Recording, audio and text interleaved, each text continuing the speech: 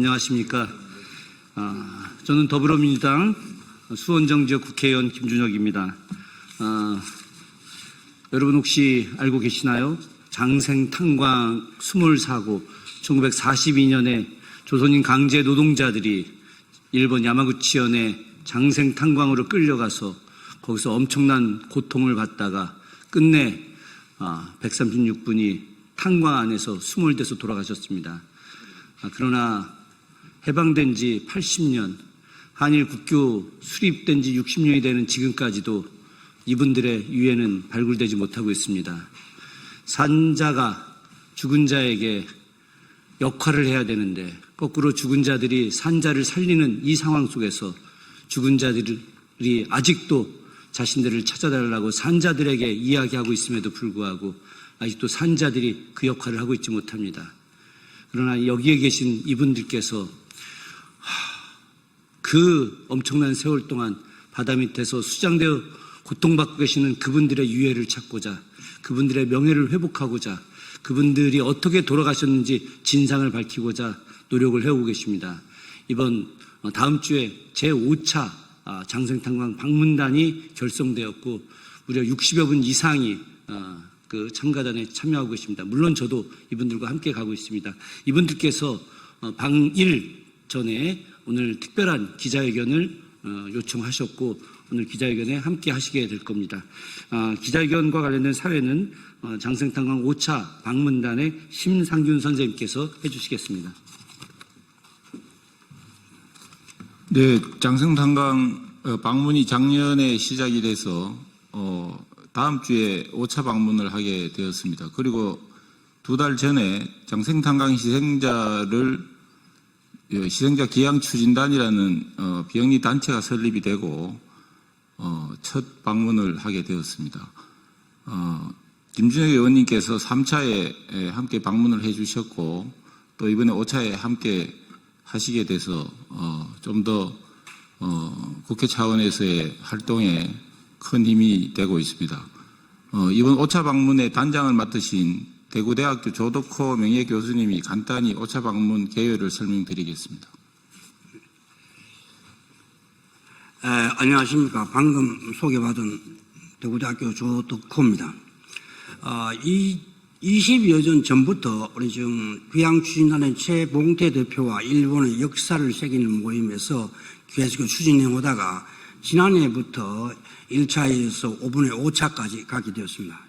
저는 3차에서 5차를 맡고 있는데 6월 18일부터 20일 사이에 갑니다. 특히 이번 방문이 굉장히 의의가 있는 것은 장생탄광에서 지금 6월이 나올 가능성이 굉장히 높아졌습니다. 그래서 이번에 만약에 6월이 나오게 되면은 DNA 조사를 비롯한 여러 가지 조사를 정부와 협력해서 하기로 하고 특히 지금까지는 대구 경북을 중심으로 해서 전국적으로 민간인 단체에서 활성화되는데 이번 이재명 정부와 함께 새로운 출발을 할 수 있는 계기가 되었으면 좋겠습니다. 감사합니다. 네, 다음은 장생탄광 희생자 기양 추진단의 향후 활동 방향 그리고 이재명 정부에 바라는 요구사항 등을 기양 추진단의 최봉태 대표께서 간단히 설명드리겠습니다. 지금 이재명 정권이 들어섰거든요. 들어섰는데 지금 대통령께서 취임식 첫날 이 제3자 변제를 지속할 것이냐는 그런 일본 마인치 신문입니다만은 그 질의에 대해 가지고 어떻게 말씀하셨냐 하면은 사죄할 것은 사죄하고 협력할 것은 협력하자 그렇게 말씀을 하셨는데 그래서 이 대통령의 대일 정책과 관련되어 가지고 이게 현실화시키기 가장 좋은 게 이게 장생탄광 방문입니다. 왜 그러냐면은 이 장생탄광에 저희들이 가서 만약에 이게 유고를 찾게 되면은 이시바 총리가 사죄하지 마라 해도 사죄를 할 수밖에 없을 겁니다.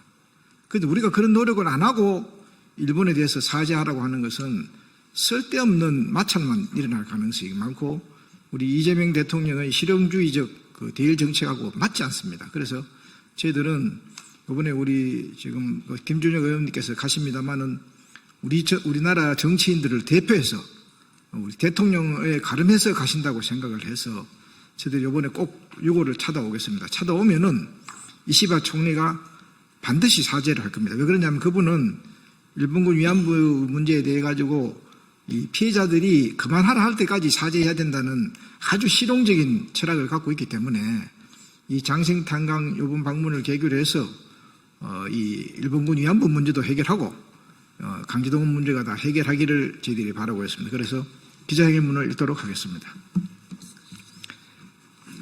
장생탄광 희생자 귀향 추진단은 2025년 6월 18일부터 2박 3일간의 일정으로 일본 우베시 장생탄광에 5차 방문을 합니다. 윤석열 정권이 파면이 되어 처음 이루어지는 방문입니다.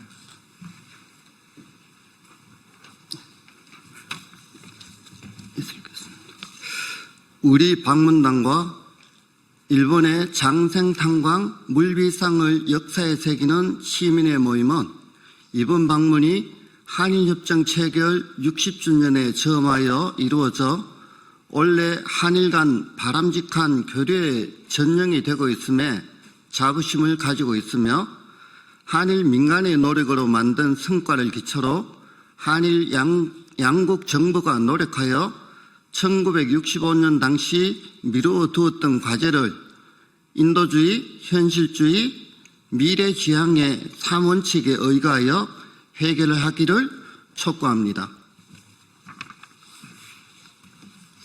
구체적으로 일본 정부는 확보된 일본 예산을 활용해 민간인들이 조사한 성과를 기초로 유물 발굴에 적극 나서주기를 촉구합니다. 한국 정부도 6월 발견을 전제로 DNA 조사, 유족 찾기를 6월이 가족의 품에 조속히 돌아갈 수 있도록 준비해야 할 것입니다.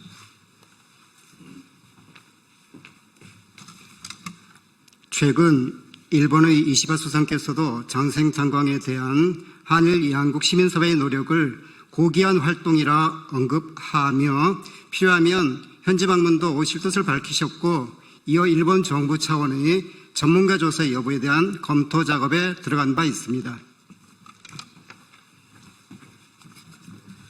뒤 늦었지만 인도주의 차원에서 미래지향적인 태도라 평가합니다. 이를 계기로 6월 발굴에 유의미한 성과가 있기를 기대합니다.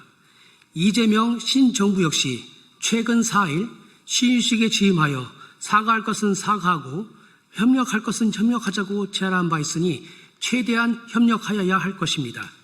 이와 관련하여 장생탄광 희생자 6월 수습에 노력하고 있는 일본 시민들은 새로운 이재명 대통령 시대에 면담을 요청하고자 하고 있습니다.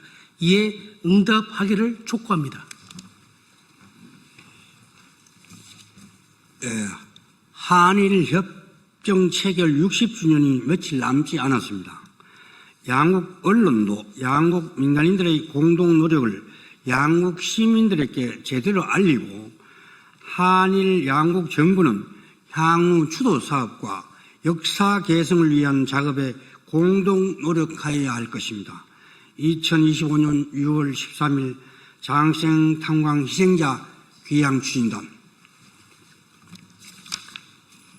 네, 이상으로 기자회견을 마치면서 해방 이후 그 80년의 불효과 반역의 역사들의 종지부를 찍고 앞으로 새로운 80년 한일 평화의 시대, 동북아 평화의 시대를 여는데 이 장생탄광의 한일 시민연대 사업이 단순한 하나의 해묵은 한일 간의 하나의 현안인 것이 아니라 이 해결 작업을 통해서 새로운 평화의 시대로 가는 길목에 큰 일이라는 것을 다시 한번 말씀드리고자 합니다. 이상 기자회견을 마치면서 인사와 가름하고 나갈 때 자료를 드리도록 하겠습니다. 성명서는 추가로 자료로 배포하겠습니다. 이상 마치겠습니다. 같이 인사하고 끝내겠습니다. 일동 경례. 감사합니다.